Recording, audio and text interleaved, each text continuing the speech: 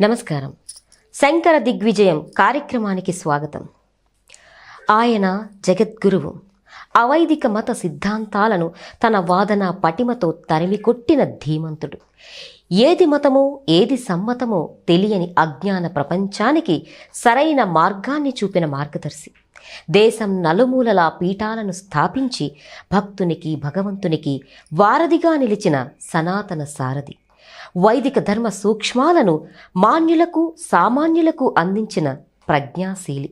సాక్షాత్తు ఆ శంకరుడే భూమిపై వెలసి ఆదిశంకరుడై జ్ఞానభిక్షను ప్రసాదించిన మహాజ్ఞాని. మానవుడై పుట్టి లోకాన్ని తరింపచేసిన అసాధారణ సాధుమూర్తి.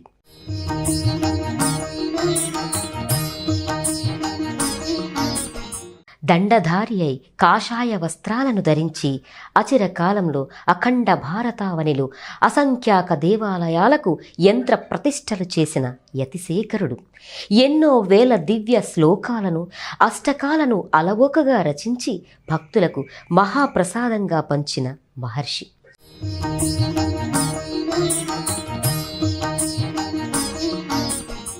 ఆయన జీవితం అమరం, ధన్యం. నేడు మనం నిత్యం పారాయణం చేసే ప్రార్థనలు, శ్లోకాలు ఆయన సంకల్పం. అందుకే ఆయన జగద్గురువు.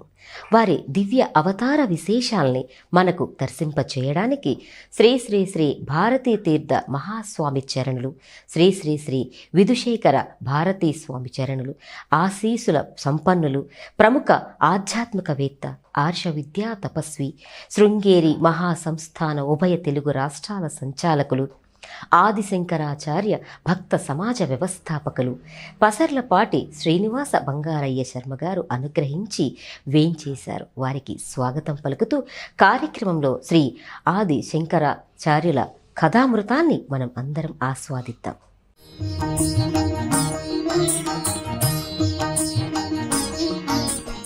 ఆదిశంకరాచార్యుల వారి కథలు, లీలలు అన్నీ కూడా భాగాలుగా అందరికీ కూడా అర్థమయ్యేలా అందించటానికి మనతో ఉన్నారు బ్రహ్మశ్రీ శ్రీనివాస బంగారయ్య శర్మ గారు. నమస్కారం శర్మ గారు. నమస్తే అమ్మా. చక్కగా మా అందరికీ కూడా ఆదిశంకరాచార్యుల వారి గురించి తెలియజేస్తున్నారండి. మొదటి భాగంలో జననం గురించి తెలియజేశారు. మరి ఈ రెండవ భాగంలో వారి జననం తర్వాత జరిగిన లీలల గురించి ఏమైనా తెలియజేస్తారా? చాలా అసలు ఆరంభం చేయటమే పుట్టుకతోటి లీలలు ఏంటి, ఇలా పుట్టుకతోటి లీలలు వినాలి అంటే బాలకృష్ణుడి కథ వినాలి. అలా బాలకృష్ణుడి కథల తర్వాత బాలశంకరుడి లీలలే వినాలి. అంతే అంటారు. అన్ని లీలలు చేసినట్టుగా. మరి ఒకటైనా మాకు ఇప్పుడు తెలియజేస్తారా? శంకర్లు పుట్టారు అని చెప్పుకున్నాం. పుట్టిన తర్వాత మెల్లిగా చాలా చిన్న వయసులోనే వారికి మాటలు అన్నీ కూడా వచ్చేయటం, చాలా వేగంగా మాట్లాడే మాటలు అన్నీ వచ్చినాయి. నడక అది కూడా. చూడటానికి ఇంత ప్రతిభగా ఉన్నాడు ఏంటని చుట్టుపక్కల వాళ్ళ దృష్టి అంతా కూడా ఆ శంకర్ల యొక్క రూపాన్ని, ఇంత స్ఫటిక మణిమయంగా ఉంది రూపము, ఎంత తేజస్సుతోటి ఉంది, ఎంత చూస్తున్నా ఇంకా చూడాలి చూడాలి చూడాలి అని అనిపిస్తోంది అని శంకర్ల యొక్క రూపాన్ని చూస్తూ మురిసిపోతూ ఉండేవాళ్ళు జనాలందరూ కూడా. అసలు ఆ రూపంలో ఉండేటటువంటి చిహ్నాలను చూస్తేనే ఇన్ని చిహ్నాలతోటి అసలు మానవ మాత్రుడు పుడతాడా అని అనిపించేటటువంటి చిహ్నాలు. విద్యాభ్యాస సమయంలో ఈ చిహ్నాలన్నీ కూడా నేను మీకు వివరిస్తాను, ఎలాంటి చిహ్నాలతోటి శంకర్లు ఉన్నారు.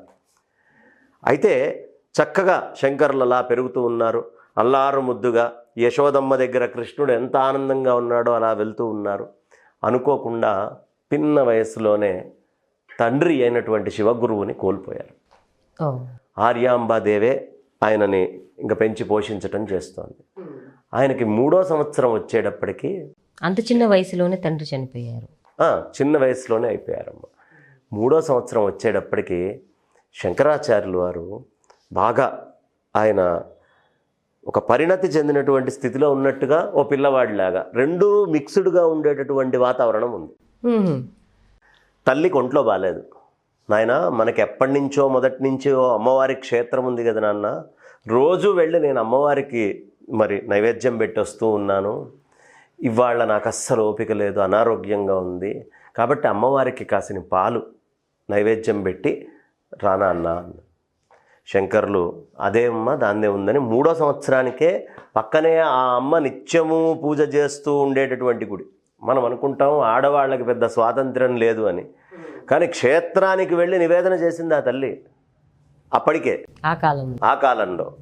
ఓపిక లేక తన పుత్రుణ్ణి పంపించింది. మెల్లిగా ఆ పిల్లవాడు బుడిబుడి అడుగులు వేసుకుంటూ నడుచుకుంటూ దేవాలయానికి వెళ్ళాడు. తలుపులన్నీ తీసి లోపలికి వెళ్ళాడు.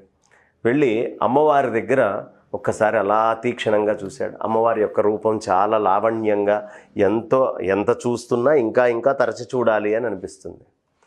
బాలశంకరుణ్ణి చూసి లోపల విగ్రహస్వరూపంలో ఉన్న ఆ తల్లి కూడా మురిసిపోతోంది. ఈయన వెళ్ళాడు, ఏం చేస్తాడా అని ఆ తల్లి అలాగే విగ్రహంలోంచి చూస్తూ ఉంది. అన్ని పాల గ్లాసు తీసుకొని వెళ్ళి ఆ పాలు అక్కడ పెట్టాడు. అమ్మ పాలు తాగు అన్నాడు. ఆ తల్లి ఎంతసేపటికి రాదు, పాలు తాగదు. పెద్దగా ఏడ్చాడు. జగద్గురువు కావాల్సినటువంటి పిల్లవాడు ఏడుస్తున్నాడే అని ఆ తల్లికి ఎక్కడ లేనటువంటి కరుణ కలిగింది. ఒక్కసారి మనస్సు ఇంకా తట్టుకోలేక ఆవిడ విగ్రహంలోంచి బయటకు వచ్చింది. రూపముగా, సాకారంగా మొట్టమొదట శంకరులకి దర్శనమైనటువంటి ఘట్టం అదే 3వ సంవత్సరంలో అమ్మవారి దర్శనం అయ్యి మెల్లిగా ఆ పాల గ్లాస్ తీసుకొని అమాంతం గడగడ తాగింది. మళ్ళీ శంకరాచార్యులు వారు ఏడవడం మొదలుపెట్టారు. మళ్ళీ ఇదేమిట్రా, ఇప్పుడు పాలు తాగలేదు అని నువ్వు అన్నావని విగ్రహంలోంచి బయటకు వచ్చి మొత్తం పాలన్నీ నేను తాగితే పాలన్నీ తాగాక కూడా ఏడుస్తావేమిటి అంటే, ఏం లేదమ్మా, నీ పని బాగుంది. రోజు మా అమ్మ పాలు నీకని తీసుకొని వచ్చి నీకు పెట్టిన తర్వాత కొన్ని పాలు తీసుకొని వచ్చి నాకు ఇచ్చేది, నేను తాగుతూ ఉండేవాడిని. మొత్తం నువ్వు తాగేవు, నాకు పాలేవి అన్నాడు ఆయన. అని మళ్ళీ ఏడవడం మొదలుపెట్టాడు అమ్మవారి దగ్గర. ఏడ్చేటప్పటికి ఆ తల్లికి ఎక్కడ లేనటువంటి ఆపేక్ష వచ్చింది.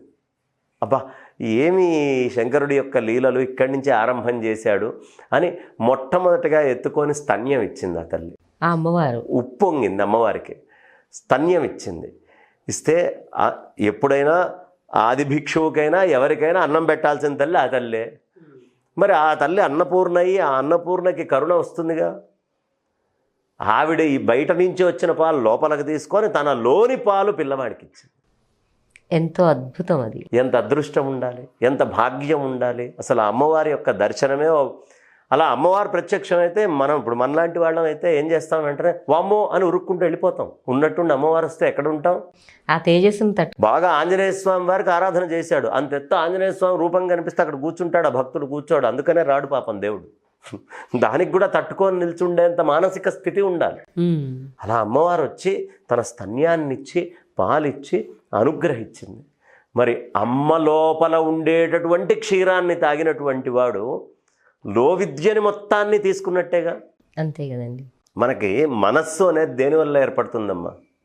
మనం తినేటటువంటి అన్నములో మొత్తము స్థూల భాగం అంతా కూడా పురీషం కింద వెళ్ళిపోతుంది.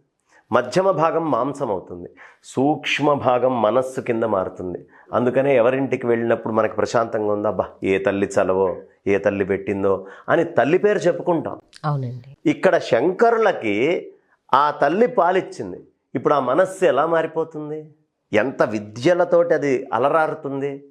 కాబట్టి పూర్తి శక్తి అంటే ఏముంది? ఆకాశములో శక్తి ఉండాలి, వాయువులో శక్తి ఉండాలి, అగ్నిలో శక్తి ఉంది, జలములో శక్తి ఉంది, పృథివీలో శక్తి ఉంది, ప్రకృతిలో శక్తి ఉంది.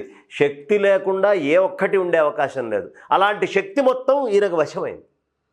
ఏ క్షణము ఆయన అప్పటిదాకా ఉండేటటువంటి ఆ పరమాత్మలో శివశక్త్యాయుక్తో యది భవతి శక్తః, శివుడిలో శక్తి కలిస్తేనే స్పందితుమపి, స్పందించడానికి శివుడికి శక్తి వస్తుందట. అమ్మవారు లేకపోతే స్పందన లేదు, శక్తి లేదు, ఏం కదిలే అవకాశం కూడా లేదు. జడంగా ఉండిపోతాడు పరమేశ్వరుడు. ఈయన లోపల ఉండేటటువంటి సరస్వతీ శక్తి ఒక్కసారి ఉత్తేజం అయిపోయింది ఆ పాలు తాగేటప్పటికి. ఇది మొట్టమొదటి అద్భుతమైన, అందమైన, రమ్యమైన, రమణీయమైనటువంటి ఘట్టం శంకర భగవత్పాదాచార్యుల వారి యొక్క జీవిత చరిత్రలో ఆ అమ్మవారి యొక్క అనుగ్రహాన్ని. అందుకనే సౌందర్య లహరిలో ఈ వ్యాఖ్యని చాలా విశేషంగా ఆ అమ్మవారి యొక్క క్షీరాన్ని తాగిన ఘట్టాన్ని ఆ భాష్యంలో ప్రత్యేకంగా రాస్తారు. ఆ శక్తిని వర్ణించాలంటే ఆ శక్తిని గ్రహించిన వాడే వర్ణించాలి తప్ప సామాన్యుడు వర్ణించలేడు. అనుభూతి చెందిన అని ఆ ఘట్టాన్ని తీసుకొని వచ్చి మనకి చెప్తారు. ఇది మొట్టమొదటి లీల. ఆదిశంకర భగవత్పాదాచార్యుల వారు 3వ ఏట సామాన్యమైనటువంటి జనాలకి, నాయనా చిన్నపిల్లవాడని ఎప్పుడు అనుకోకు, అక్కడి నుంచి అమ్మతోటి మాట్లాడగలిగేటువంటి శక్తి ఉంటుంది, నిష్కల్మషమైన వాడిని. మనం పసిపిల్లోడు చిన్నపిల్లవాడని దూరం పెడుతూ ఉంటాం. కాదు, చిన్న వయసు నుంచే పరమాత్మకి దగ్గర ఉండాలి అనే సూచన శంకర భగవత్పాదాచార్యులు వారు బాల్యలీలతోటి మనకు అందించేశారు. చాలా అద్భుతంగా, అంటే వారు ఏ విధంగా అమ్మవారిని అద్భుతంగా చూశారు, ఆ అద్భుత ఘట్టాన్ని మా అందరికీ కూడా మీ మాటల ద్వారా అంతే అద్భుతంగా కూడా తెలియచేశారండి. ధన్యవాదాలు. విన్నారు కదండి, రెండవ భాగంలో మనకి చాలా అద్భుతంగా ఆ ఆదిశంకరాచార్యుల వారు జననం తర్వాత జరిగిన మొదటి లీలని ఎంత అద్భుతంగా తెలియచేశారు శ్రీ బంగారయ్య శర్మ గారు. మరి ఈ వీడియో కూడా మీ అందరికీ నచ్చుతుందని ఆశిస్తూ నమస్తే.